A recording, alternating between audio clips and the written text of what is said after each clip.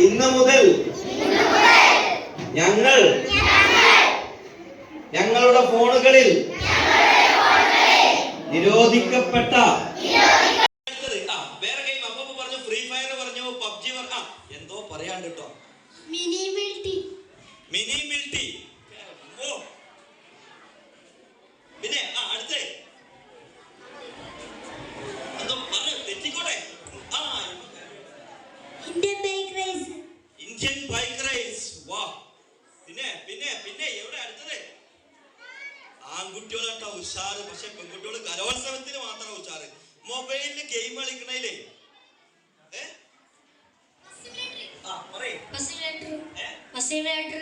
Simulator. അപ്പോ ഒരു കാര്യം നമുക്ക് മനസ്സിലായി. എന്താണ്?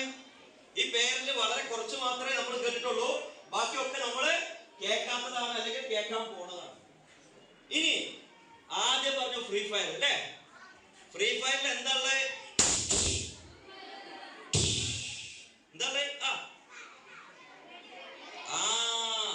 വെടി വെച്ചിട്ട് തകർക്കുക. പിന്നെ പെസിൽ എന്താ ഉള്ളത്?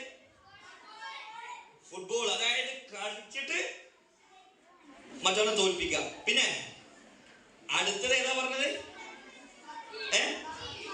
പബ്ജിയിൽ എന്താ ഉള്ളത്? വെടി വെച്ചിട്ട് വേറൊന്നുമില്ലേ? ആ ബൈക്ക് ഇങ്ങനെ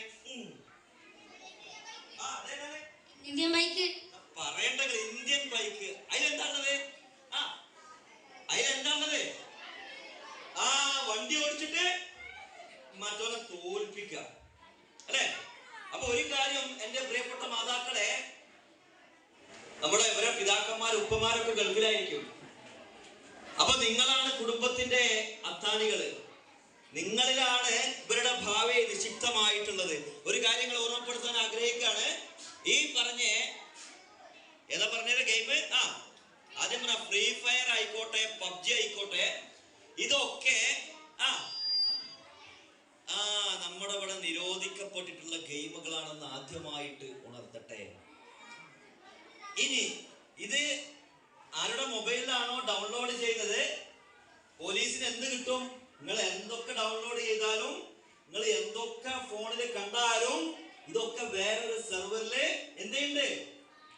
സേവ് ആവുന്നുണ്ട് എന്നുള്ള ധാരണ നിങ്ങൾക്ക് വേണം എപ്പോഴും. ഇത് കളിക്കുമ്പോ ഉമ്മാന്റെ കണ്ണ് വെട്ടിച്ചാലും പോലീസിന്റെ കണ്ണ് വെട്ടിക്കാം പറ്റൂല. പോലീസ് ജീപ്പ് വീട്ടിൽ വന്ന് ഓൺ അടിച്ചിട്ട് ആരാണ് ഉമ്മാന്റെ പേര്, ആരാ സൈനബ, ആരാണ് ബിന്ദു എന്ന് ചോദിക്കുമ്പോ ഉമ്മാനെ പോലീസ് പിടിച്ചു കൊണ്ടുപോകുമ്പോഴേ നിങ്ങൾ അറിയുള്ളൂ. ഇതിന്റെ കാരണം നിരോധിക്കപ്പെട്ടിട്ടുള്ള ഫ്രീ ഫയർ ഉമ്മയുടെ ഇമെയിൽ ഐഡിയില് ഉമ്മയുടെ ഫോൺ നമ്പർ വെച്ച് ലോഗിൻ ചെയ്തിട്ടുള്ളതാണെന്ന് പറയുമ്പോഴാണ് പിന്നെ തലയിൽ കൈ വെച്ചിട്ട് കരഞ്ഞിട്ട് കാര്യമില്ല. ഇനി ഇതൊരു വശം. രണ്ടാമത്തെ ഒരു വശം, ഇങ്ങനെ ഗെയിമൊക്കെ കളിക്കുന്ന റീൽസ് ഒക്കെ കാണുന്ന ആൾക്കാരാണ്, യൂട്യൂബിൽ കാണുന്ന ആളുകളാണ്. ഇത് എന്ത് ഗുണാന്നുള്ളത്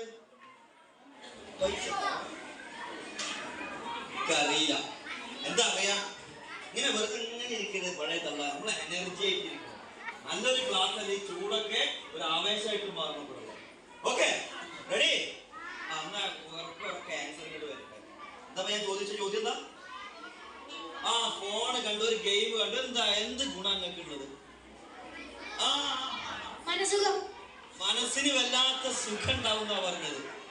എന്നാ ഞാൻ നമുക്കൊക്കെ മാഷെ നമുക്കൊക്കെ ഒരു മനസ്സുഖം കിട്ടാൻ എങ്ങനെയാണ്? ഗെയിം കളിച്ചാ മതിയോ? മനസ്സുഖം ഉണ്ടാവോ? ഓക്കെ, അവിടെ നിൽക്കട്ടെ. പിന്നെന്താ പൈസ കിട്ടുണ്ടോ? ഒരു ഉറുപ്പ കിട്ടില്ല. വേറെന്ത്? അപ്പൊ പിന്നെ എന്തെങ്കിലും നഷ്ടമുണ്ടോ? നേരം നമ്മളെ വിലപ്പെട്ട സമയം പോക്കിക്കളയാനുള്ളതാണ് എന്നുള്ളതാണ് അല്ലെ? സമയം പോകും, നേരം പോകും അല്ലെ? പിന്നെ ഇനി ഇതിന്റെ ദോഷം എന്താണ്? ഇതുകൊണ്ടുള്ള ഡീമെറിറ്റ് എന്താണ്? ലോങ് സൈറ്റ് ഉണ്ടാവുന്നതാണ്. അതായത് ദൂരെ പിടിച്ചാൽ മാത്രമേ കാണുള്ളൂ എന്നാണ് ഈ മോളെ എന്താ റിഷാമഹറിന്റെ അഭിപ്രായം. ഇനി വേറെന്തെങ്കിലും പ്രശ്നങ്ങൾക്ക് ആർക്കും തോന്നിയിട്ടുണ്ടോ? കണ്ണിന് സൂക്കേട് വരും. കണ്ണിന് സൂക്കേട് ബാധിക്കും എന്ന് പറഞ്ഞാൽ കണ്ണിന് കാഴ്ച പോയിട്ട് ചെറിയ മക്കളാവുമ്പോ തന്നെ എങ്ങനെ കുത്തി പിടിച്ചാരാ അവസ്ഥയിലേക്ക് നമ്മുടെ മക്കൾ മാറും. പിന്നെ വേറെ എന്തെങ്കിലും പ്രശ്നം ഉണ്ടാവോ? വേറെ എന്തെങ്കിലും ഇപ്പം കണ്ണിന് പ്രശ്നം വന്നോ? വേറെ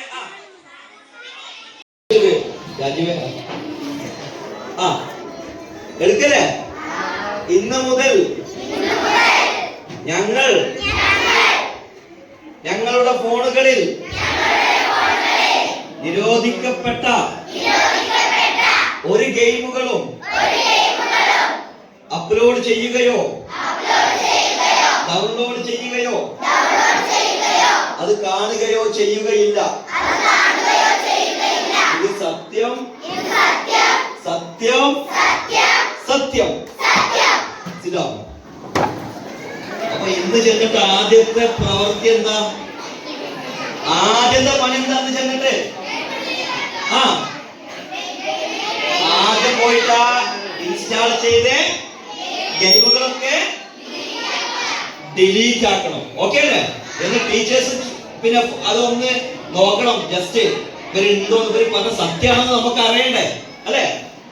ഉമ്മമാരെന്ത് ചെയ്യണം? അത് ശ്രദ്ധിക്കണം. ഇല്ലെങ്കിൽ എന്ത് ചെയ്യണം?